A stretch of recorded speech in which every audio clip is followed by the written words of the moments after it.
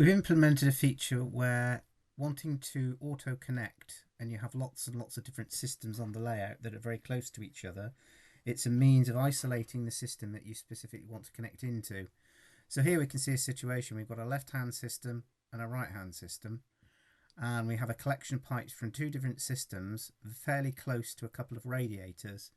Now ordinarily, if we use this single auto connect emitters when you've only got one system, likely as not, depending on what we enter, these radiators might connect into a run of pipes that we don't ordinarily want them to connect into. So what we need to do here is to isolate the system we want to connect into. So for example, if I want to connect this radiator into the right hand circuit, all I need to do is use the auto connect emitters by system option, and then on the command line at the bottom it says select the system. So all I'm effectively doing is selecting the emitter or the flow pipe. So in selecting that radiator there, and just to prove a point, if I put two meters in there, it's still only going to connect in this radiator here, and then it ignores this one because this one isn't part of this system. And then I would do the same on this system. Go and select the radiator from the left hand system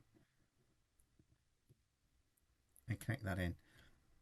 If you consider each of these grid squares is 2 meters on the old method of doing it with just a single system, likely as not, both radiators might well be connected into the pipe that you don't ordinarily want to connect them into. So it allows you a means of isolating a system to use the auto connect function without doing it globally.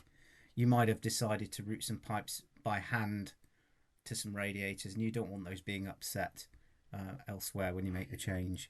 The same principle applies for the public health and the ductwork as well.